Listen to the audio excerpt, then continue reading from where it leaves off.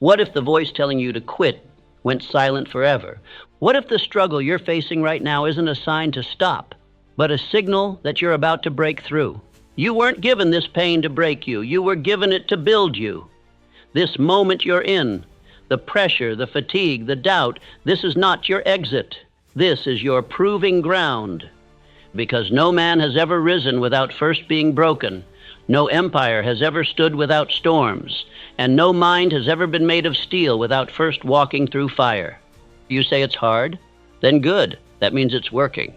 This speech is not here to soothe you. I did not come to give you permission to stop.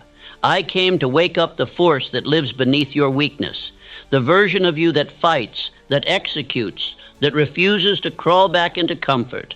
Let the quitters quit. Let the fearful retreat. But you? Don't you dare quit.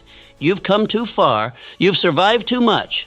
And everything you fought for waits just beyond this pain. So you don't stop here. You don't break here. You build here. Now stand up inside your own mind and let the world hear your silence louder than their noise. This is your hour. Let's begin. When the going gets hard, most men look for a way out. They begin to whisper lies to themselves. Maybe this wasn't meant for me. Maybe now's not the right time. Maybe I've done enough. But let me speak to the part of you that remembers who you were before the world taught you how to retreat. Pain is not your enemy. Pressure is not a sign to stop. Resistance is not a red light. It is a gatekeeper, a test, a sacred threshold that only the few, the builders, the doers, the deciders, will ever walk through. And the man who walks through it is not the same man who entered it. He is stronger, sharper, real. That's the purpose of hardship, to strip you down until all that remains is truth, until every excuse burns in the fire, until only the part of you that is unbreakable survives. Andrew Carnegie once told me something I never forgot. He said, "Adversity is the refining fire of destiny. It burns away the weak man. It leaves only the man who is ready to lead." Carnegie did not rise from privilege. He was a poor Scottish immigrant working in a telegraph office, earning almost nothing. But every hour he worked, he watched, he listened, he prepared. And when the opportunity came, he did not flinch. Because the fire he walked through, the long days, the uncertainty, the low pay, had already forged his mind. And here you are, in your own fire. And I ask you, what will this fire leave behind? Will it leave a man who folded under pressure? Or will it leave a man so focused, so steady, so commanding that the world has no choice but to move around him? Charles M. Schwab was no stranger to pressure. As the right hand of Carnegie, he faced the storms of industry, the roar of competition, the resistance of men who were older, richer, more experienced than he. But what set Schwab apart was not genius, it was resilience. He did not fold. He moved swiftly, decisively. He led from the front when others were shrinking in the shadows. I once asked him how he dealt with fear. He said, "Mr. Hill, fear is a fog, and a man must learn to walk forward even when he cannot see. You may not see your future clearly right now. You may be in the fog of fatigue, surrounded by doubt. But hear me clearly. You still walk. You still move. You still build. Because the man who waits for clarity will never lead. The man who says, 'I'll push when it's easier,' will never arrive." Let's talk of Henry Ford, a man who was told his vision was foolish, that the car was a novelty, that it would never replace the horse. Even his own engineers said his idea for an 8-cylinder engine couldn't be done. And you know what he told them? Build it anyway. He said it not once, but over and over again until they did. Because Ford understood something the average man never will, that when everything seems to resist you, it's not always the world testing you.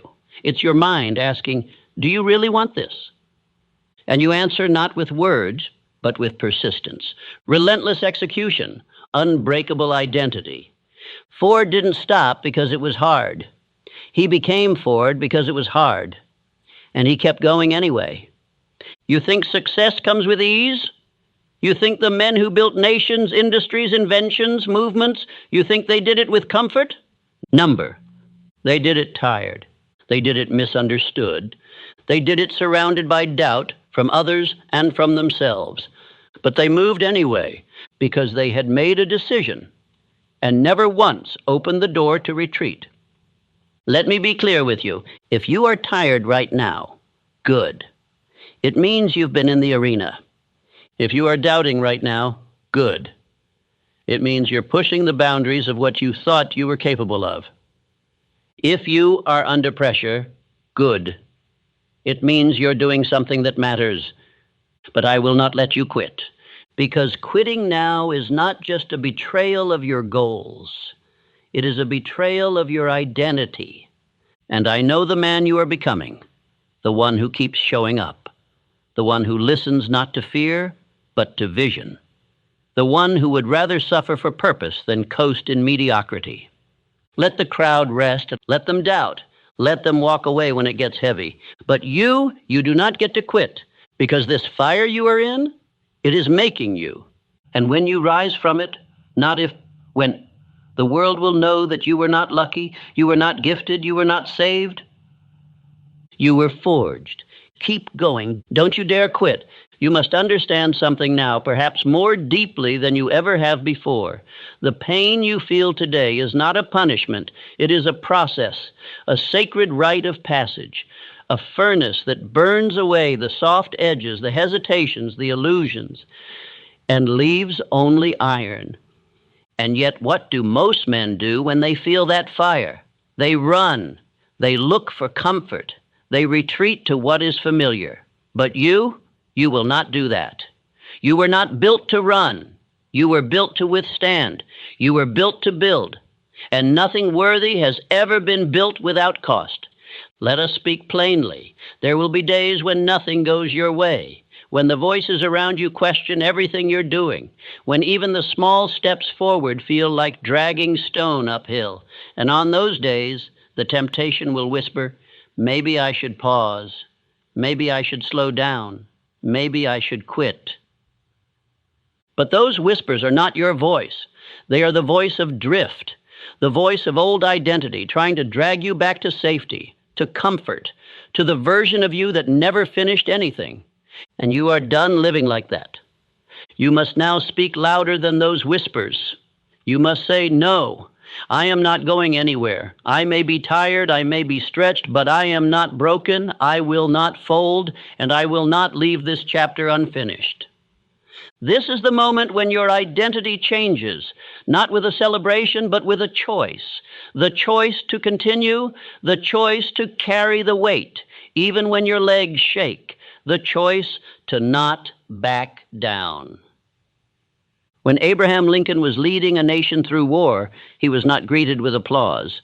He was attacked from every side, mocked, slandered, betrayed. His cabinet questioned him. The people doubted him. The war dragged on longer than anyone expected. And still, he stood quiet, focused, unbending. He carried the burden of the nation, not because he was invincible, but because he had decided what must be done. He was not moved by noise. He was not swayed by fatigue. He was anchored to purpose. And that is what you must be now, anchored. Anchored to your mission, anchored to your future, anchored to the man you said you would become. There will be no applause for this decision, no audience watching, no instant reward. Just silence, and pain, and progress. But make no mistake, every day you push through this storm, you are building a life that no storm can shake. This is where you earn the crown, not when it's easy, not when you feel good, but now, when it's hard, when it's heavy, when every part of you wants to stop, and you don't. The man who continues when he could quit, he becomes undeniable. And here is what the world won't tell you. Most people give up just before the moment that would have changed everything. They were one conversation away, one client away, one new habit away, one more rep, one more call, one more sunrise of discipline, and they let it go. because the going got hard. Let this burn into your mind. You are not most people. You are not average. You do not operate on feelings. You do not follow ease. You follow purpose. You follow vision. You follow a code. And that code is carved into your spirit with words like relentless, resilient, ruthless. And that code does not include quitting. When Thomas Edison was working on the electric light, he failed thousands of times. He watched his materials explode. He watched people call him a fool. He watched his own team question the mission. But do you know what he never did? He never doubted the result. He had already decided what the end would be, and every failure was simply another confirmation of progress. That is how you must now view this moment in your life. It is not a defeat. It is not a wall. It is a passage. And you are walking through it, head up, eyes forward, heart full of decision. You do not stop when it's hard. You become harder. You do not retreat from resistance. You rise through it. You do not ask, will I make it? You say, watch me build this until there's no doubt left. And if no one claps, you keep going. If no one sees the work, you keep going. If no one believes in you, you believe. You execute. You finish.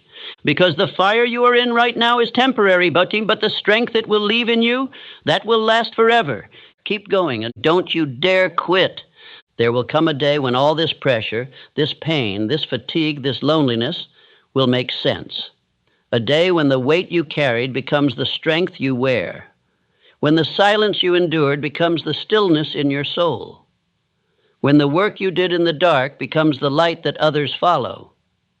But that day only comes to the man who refuses to lay down. It does not come to the clever. It does not come to the entitled. It comes to the one who kept going when there was no visible reward, who built when no one believed, who didn't ask how long will this take, but simply said, as long as it takes. Let us speak again of a man I studied more than any other, Andrew Carnegie. When he first arrived in America, he was a poor immigrant boy. He had nothing but hunger for knowledge, for opportunity, for greatness. He began as a messenger boy in a telegraph office. And do you think his path upward was paved with ease? He worked long hours. He sacrificed comfort. He was overlooked, underpaid, and doubted. But he continued. Each job he took, he gave more than was expected. Each obstacle he faced, he used as training. He endured the strain because he had a vision far greater than his conditions. And through relentless forward motion, through sacrifice without applause, he built an empire of steel and became the wealthiest man of his time. But more than his fortune, it was his example that matters. He showed us that greatness is not born, it is built. And it is built in silence, in sweat, in hard decisions, in perseverance when others would have crumbled. That same blood runs through you. That same fire exists in your mind. You are not just here to survive, you are here to build, to create, to lead. And the only way to fulfill that calling is to keep walking, especially when your legs shake, because this is where most men quit. They confuse pressure for punishment. They confuse discomfort with failure. They think hard means wrong. But nothing could be further from the truth. Hard means you're being forged. Hard means you've left the old self behind. Hard means you're in the middle of the mountain, and the peak is closer than you think. Let me remind you of Charles M. Schwab, who rose from a humble clerk to the president of U.S. Steel under Andrew Carnegie. Schwab was not the most brilliant man in the room, but he had one trait that made him invaluable. He never stopped producing. When others were paralyzed by doubt or waiting for perfect plans, Schwab moved. He acted. He led. And in times of chaos, he built. That's what makes a man irreplaceable. That's what makes a man immortal in the memory of history. Not how clever he was, not how smooth his path, but how he carried the burden without breaking. And you too will become that man if you refuse to let pressure become an excuse. Let me tell you now, with absolute certainty, that this storm will pass. This chapter will close. This weight will lift. But when it does, the real question will be, who did you become because of it? Did you fold? Did you wait? Did you whimper and wish for better days? Or did you rise? Did you decide that this would be the moment that made you unshakable? Say this with me now, and say it like a man who means it. I do not shrink under pressure. I am shaped by it. I do not run from pain. I rise through it. When the going gets hard, I go harder. These are not just words. They are your weapons. Use them. Use them in the morning when the weight returns. Use them at night when doubt creeps in. Use them when the old voice says, this is too much. Because that voice is not your future. It is your past, begging you to come back. But you've already left that man behind. And what stands ahead, if you stay the course, is a life so solid, so grounded, so unbreakable, that even fear itself will not dare knock again. Keep walking and don't slow down, and don't second guess, and don't you dare quit. Not now, not ever. There comes a point on the path of every builder when the world goes quiet. The applause stops. The results don't come. The progress slows to a crawl. And in that silence, a question echoes so loudly it drowns out everything else. Is this still worth it?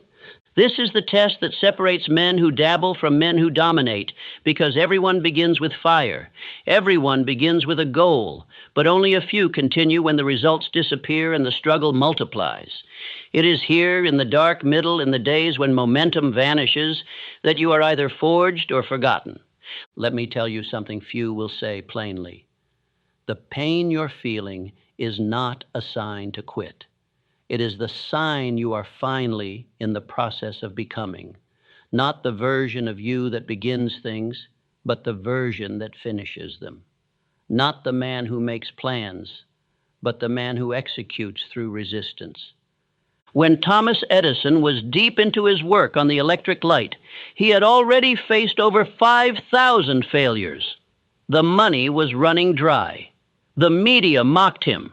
His own workers questioned whether the idea would ever work. But Edison, he refused to give up the idea because the results hadn't arrived yet. Instead, he made the results inevitable by refusing to stop. When asked by a young reporter if he ever considered giving up, he said, "Young man, I have not failed. I've just found 5,000 ways that won't work." Understand what that means. He had already decided the outcome. He didn't need to see it. He chose it. That is what men of destiny do. They commit so deeply that reality has no choice but to align. And I tell you now, you must do the same. Stop asking whether you're on the right path just because it hurts. The right path hurts the most at first. It cuts away your weakness. It reveals your doubt.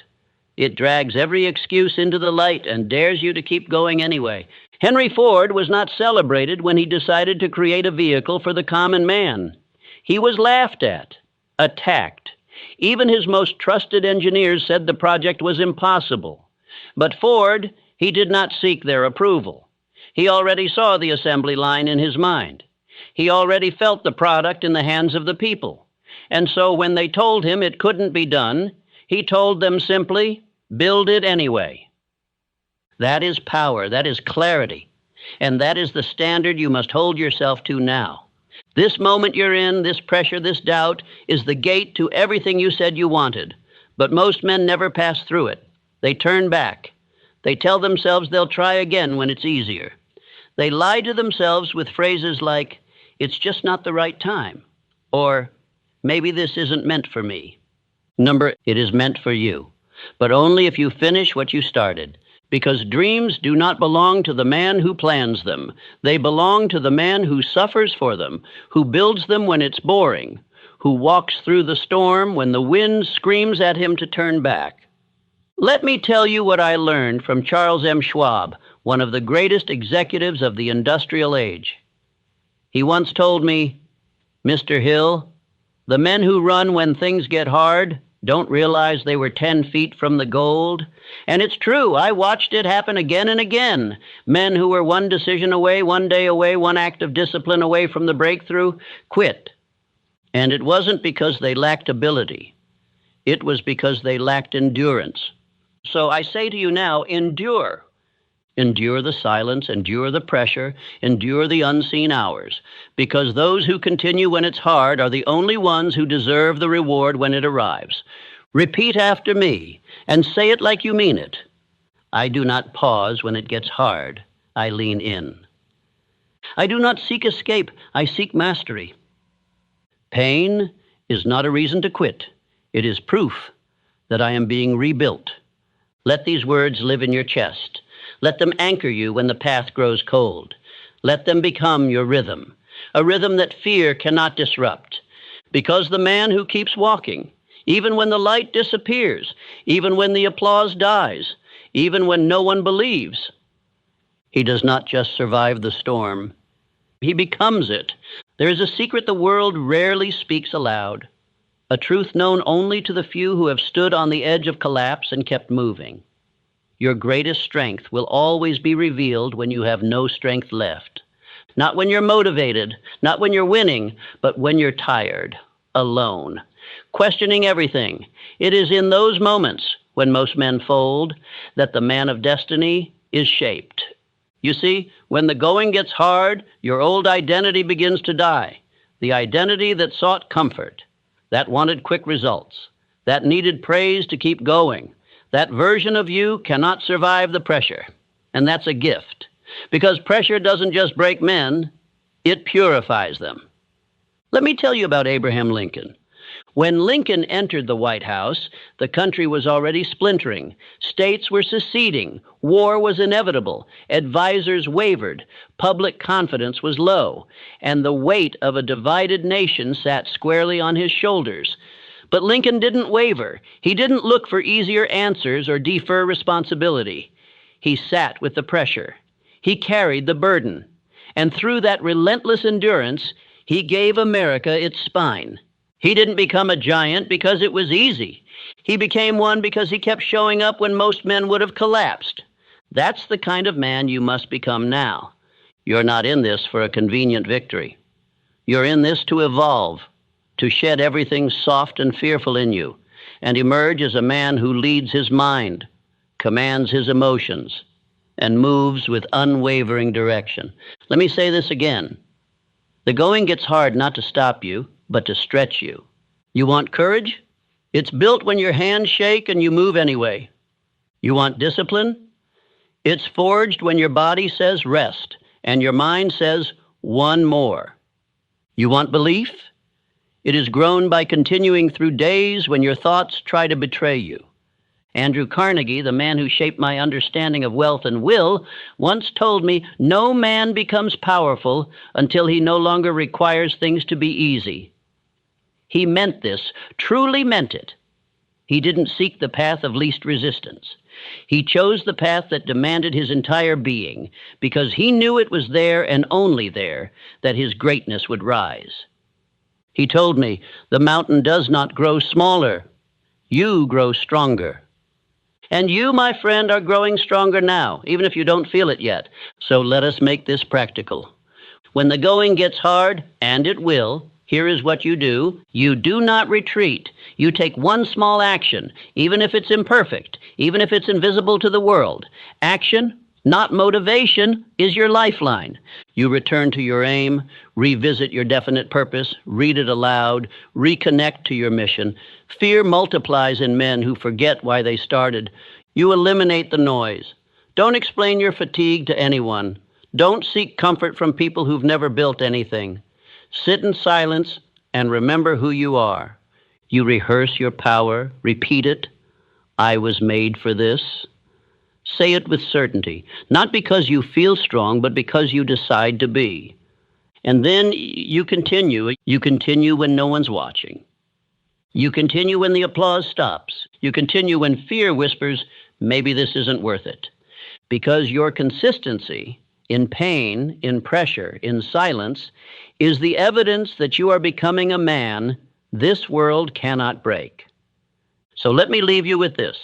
Say it out loud, with force, with fire, with no hesitation. I am not done. I am not finished. I do not quit. I rise. Because the man who becomes unstoppable is not the one who starts fast. He is the one who refuses to stop no matter how slow the path becomes. And that man is you. There will come a moment in every man's journey, a quiet, almost invisible moment, when the pain becomes louder than the progress, when the goal you once shouted with certainty now feels like a whisper beneath the weight of struggle. That moment is not a sign to stop. It is a signal that you are nearing the threshold where most turn back, and the few press forward. Let me be clear. Pain is not the enemy. The enemy is comfort, the seductive whisper that tells you to settle, to ease up, to coast. Comfort is the true killer of greatness because it doesn't arrive like a storm. It shows up like a warm bed on a cold morning and convinces you to stay there forever. Charles M. Schwab, one of the greatest steel magnates of his time, understood this with deadly clarity. Schwab worked under Carnegie, not because he was the most skilled man in the room, but because he had the fire to endure pressure most men avoided. When production quotas weren't met, when tensions rose in the ranks, Schwab didn't hide behind reports or delay action. He walked directly into the furnace of the problem and stayed there until a solution appeared. Why? Because he didn't seek comfort, he sought growth, and he understood that growth and comfort are enemies. That's the lesson here. Pain is not punishment. It's preparation. It means you are no longer living on the level of the man you used to be. You are stepping into something higher, something heavier. And the muscles of your mind, your will, and your character are breaking and reforming under the strain. That's not failure. That's formation. And here's what the average man misses. When the pain increases, they slow down. They justify quitting. They say things like, maybe this isn't meant to be. But the few, the very few who rise, they take pain as the confirmation that their growth has begun. Let me tell you about Thomas Edison. Edison was not born into brilliance. He was not the most naturally gifted thinker. But he had something rare, tolerance for discomfort. 10,000 times he failed to produce a working light bulb. 10,000 times. Not 10. Not 100. 10,000. Now imagine that. Imagine the mental pressure, the financial stress, the public ridicule, the internal doubt, and still, he moved forward. When asked why he didn't give up, he said something the weak-minded couldn't understand. I haven't failed. I've just found 10,000 ways that won't work. Now pause. Reflect. That is not a man running from pain. That is a man who embraced it so fully, so relentlessly, that the pain became irrelevant, just part of the process. And if he could do that, with the world doubting him, with nothing but setbacks in his hands, what excuse have you? You are not too tired. You are too comfortable. You are not broken. You are being broken open. You are not stuck. You are being called to move with more force than ever before. So here is what I demand of you in these moments when the going gets hard. Do not soften. Do not retreat into logic. Do not disguise your fear as taking a break. Lean in. Lean in so far that fear loses its footing. Lean in so hard that comfort can no longer hold you, because the man who presses forward while in pain becomes the man who cannot be stopped when strength returns. Say this now with your chest. Pain does not weaken me. It sharpens me. Comfort is not my goal. Growth is. When it gets hard, I go harder. This is the turning point, not in your work, not in your environment, in your identity. Because from this point forward, pain will no longer be your reason to stop. It will be your reason to rise. Shall we continue? If you were to look at the man you admire, the one whose resolve never shakes, whose decisions are final, whose movements feel inevitable, you might think he was born that way. But you would be wrong. He was not born unbreakable. He became unbreakable through one thing: repetition. Not talent, not luck, not even brilliance. Repetition. Let me tell you something most men will never grasp. Your identity, that voice in your head that tells you who you are, is not permanent. It is a pattern. And patterns can be rewritten, rebuilt, reinforced. If you do it long enough, if you speak it with enough emotion, if you act on it with enough consistency, the old self falls away and a new one is born. This is not inspiration, this is engineering. Let us return to Henry Ford, a man who had little formal education, few early advantages, and no immediate success. But Ford repeated one thing more than anything else: belief. He said, "Whether you think you can or think you can't, you're right." That was not a clever quote for a poster. That was the bedrock of his being. He did not repeat limitations. He repeated possibility. He did not rehearse failure. He rehearsed certainty. And in doing so, over and over, day after day, he trained his mind to ignore doubt until doubt no longer recognized him. The question is, what have you been rehearsing? Have you been rehearsing hesitation, replaying failure, repeating thoughts that belong to someone weaker than the man you are becoming? Because repetition is not just what you do, it's who you become. And every time you repeat weakness, you reinforce it. Every time you repeat doubt, you build a mind that sees through the lens of fear. But every time you repeat strength, even if it doesn't feel real yet, you begin to install a new identity, one that does not flinch, one that does not fold. Thomas Edison knew this. His laboratories were not just places of invention. They were temples of repetition. He didn't succeed by inspiration. He succeeded by consistency. Each failure was not a step back. It was a step forward because it was embedded in a larger pattern. Keep going no matter what. That is the mindset of mastery.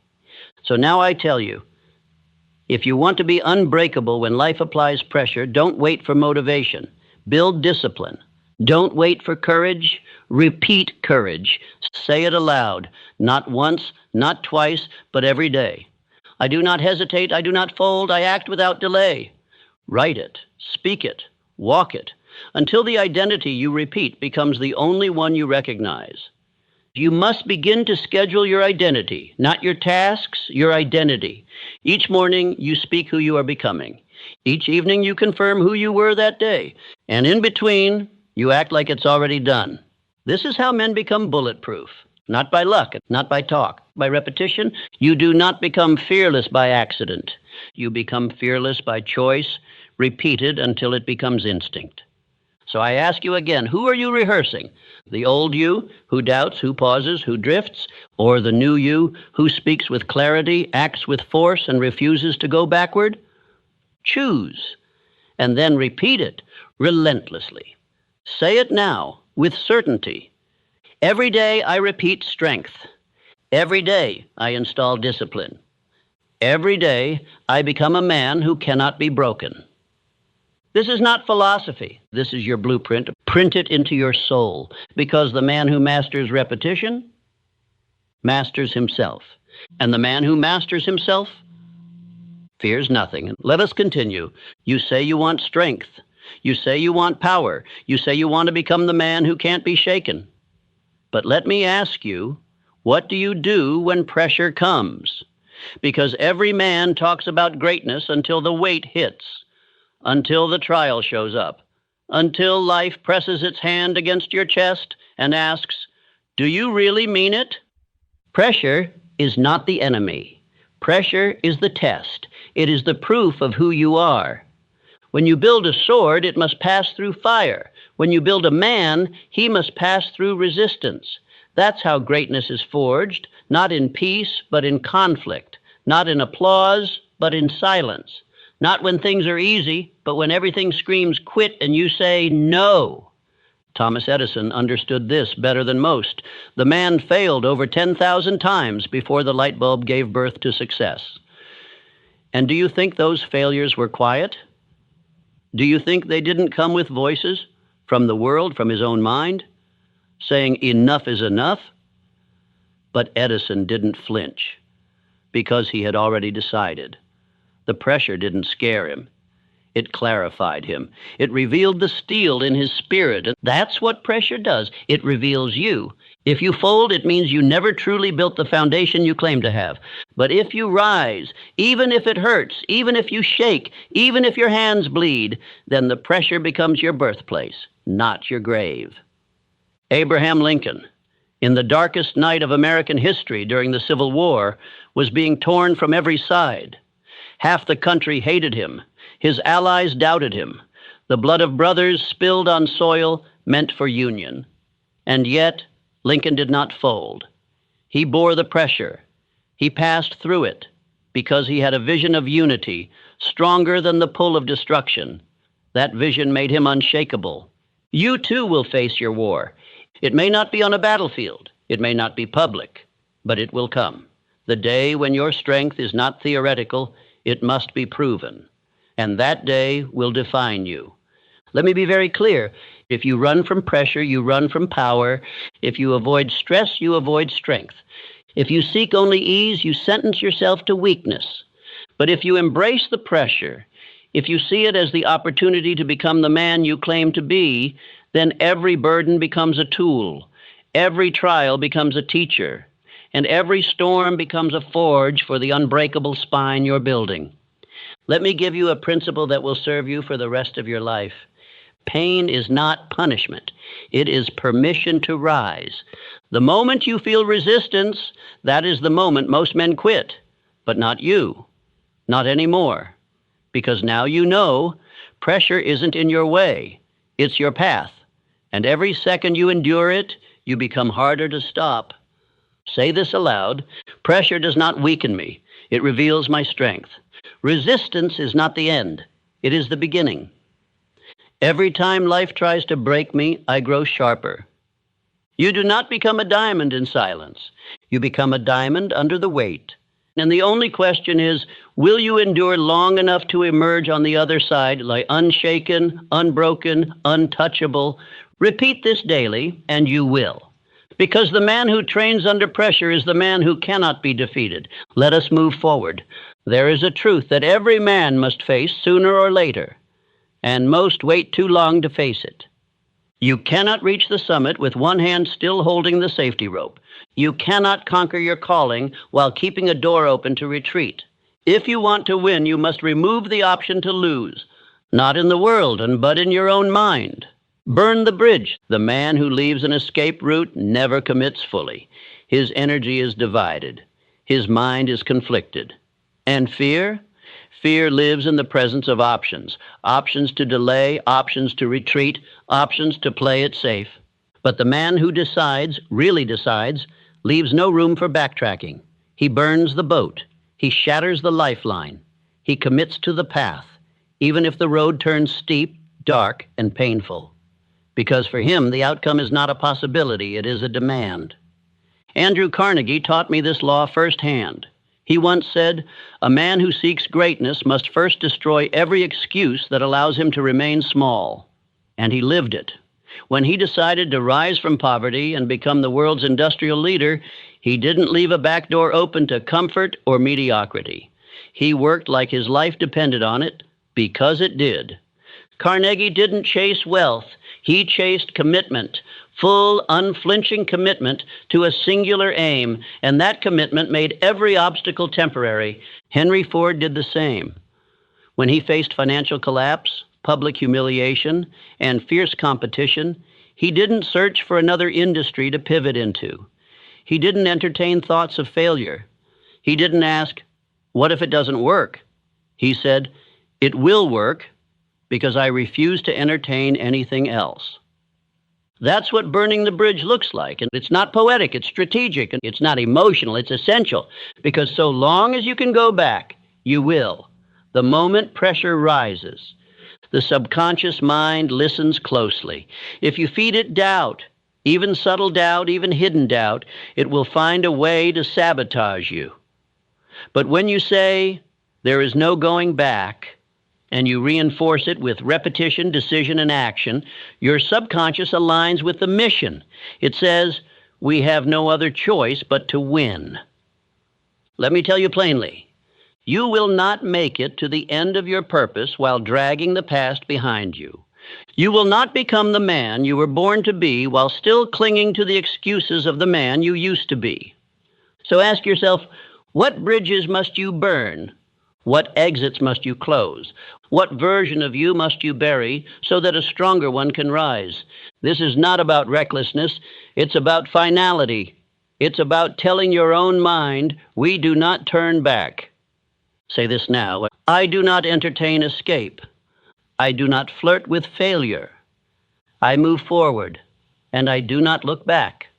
Let those words become the wall that keeps fear out. Let them become the foundation that your identity is built upon. You don't need more motivation. You need more finality.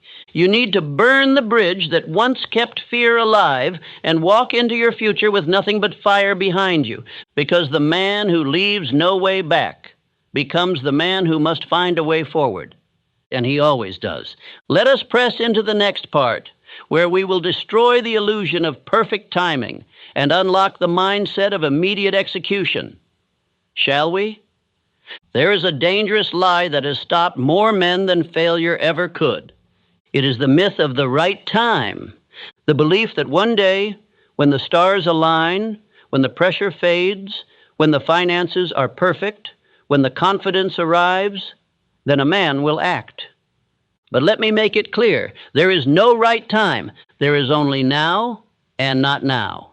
That's it. Every other category is fiction. The man who waits for ideal conditions is the man who dies with his best work still trapped inside his mind. Thomas Edison didn't wait for permission. He didn't wait for the perfect team, the perfect lab, the perfect headline. He began, he acted, and he failed more times than most men ever attempt. But those failures were action failures, not hesitation failures. And that is why he succeeded. Understand this deeply.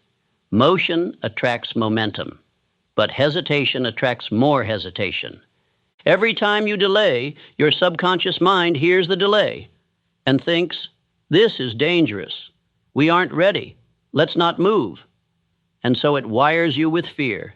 And soon the idea that once lit your soul now terrifies you. Not because it's impossible, but because you paused. Let me share something that Henry Ford understood better than any man in his generation. Speed matters. Not speed in results, speed in decision, speed in execution. Ford once said, you can't build a reputation on what you are going to do. Think about that. He didn't become one of the wealthiest men in the world by waiting for everyone to agree. He acted before they believed. He built before they clapped. He moved and forced the world to adjust. The most dangerous habit a man can form is hesitation, because it disguises itself as wisdom. It looks responsible. It feels intelligent. It sounds like just being cautious. But in truth, it's fear in a tuxedo. It's fear in disguise, and it robs men of their destiny by convincing them to wait. You must kill this belief now. The belief that tomorrow will be better. The belief that someday you'll be ready. Someday is the deathbed of dreams. No man becomes great by accident. No man looks back at a life of mastery and says, I waited until it felt perfect. He says, I moved when it was hard. I acted when I didn't feel ready. I trusted my decision more than my emotions. Abraham Lincoln did not wait for peace before taking action. He made war with injustice. He made bold declarations in times of division. He did not ask the nation to calm down first. He stepped into the storm because the mission mattered more than the moment. And that's what you must do. You must begin before you feel ready. You must move even when your hands tremble. You must trust your identity, not your feelings. Say this now. I do not wait to feel strong. I act, and strength follows. I am not a man who waits. I am a man who moves. The time is now, because I say it is. That is what the subconscious understands. Repeated commands with emotional conviction. You see, when you act before you feel ready, something amazing happens. Your nervous system catches up. Your confidence builds in the action. Your mind begins to obey your identity instead of your excuses. This is the law of power. Action rewires the man. You don't act because you feel ready, and you feel ready because you acted. So I challenge you, stop looking for the right time. It does not exist. The clock is your enemy. The calendar is a coward's tool when it is used to delay destiny. Your mission is waiting. Your next step is waiting. And fear? Fear is hoping you'll think about it a little longer.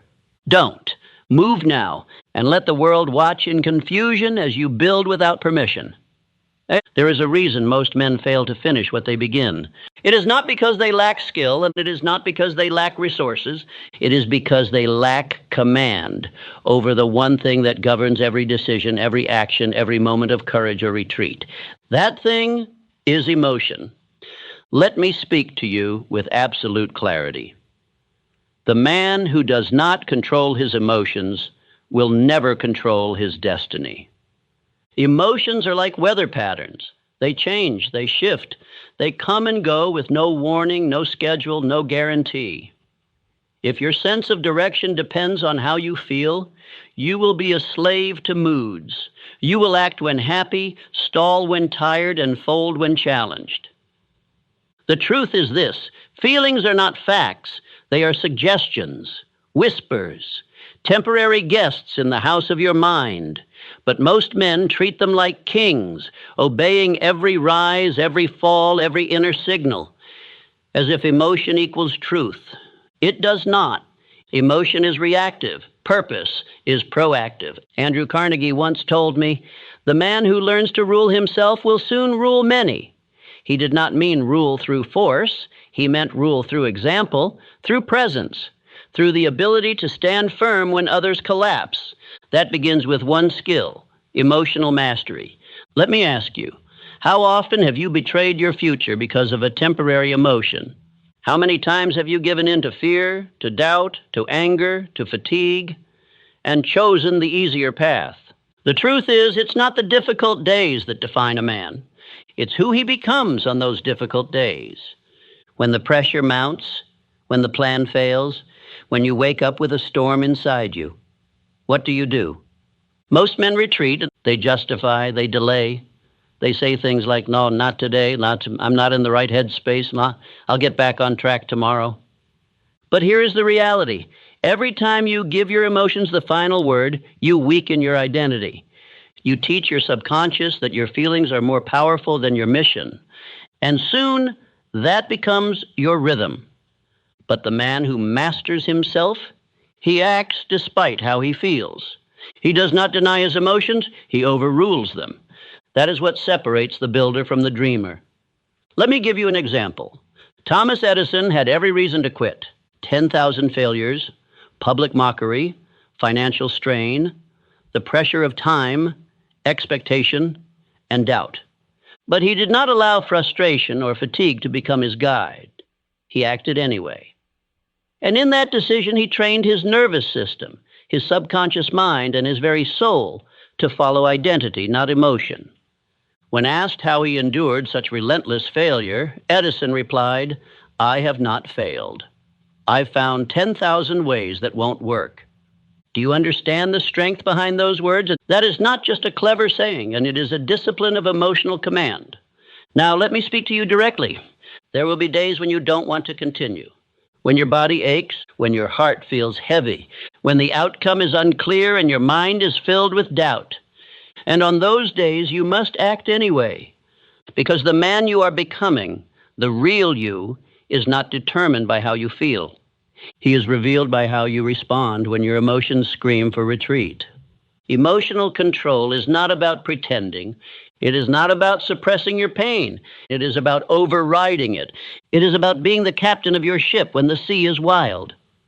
Henry Ford was no stranger to emotional storms. He was criticized by newspapers, betrayed by partners, doubted by the masses. Yet he continued to build because he had trained himself to act with mechanical consistency. Whether the day was easy or brutal, Ford moved forward. That consistency became his edge. So how do you build this kind of control? Let me teach you the discipline. Name the emotion, but don't obey it. When the fear rises, say, "This is fear." When anger comes, say, "This is anger." But then you say, "I do not obey this. I act anyway." Why? Because naming separates you from the feeling. It removes the illusion that you are the emotion. You are not. You are the observer, and the observer can choose.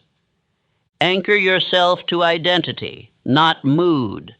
Your identity must be more powerful than how you feel in a single moment. You must rehearse this truth every day. I am the man who moves no matter what. Say it aloud. Say it often.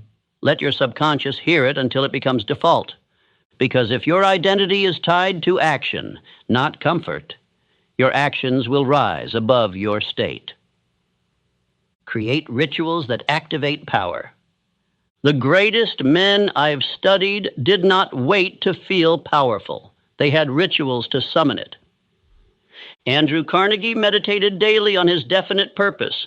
Charles Schwab would begin each morning by reviewing his mission, not checking the news or gossip.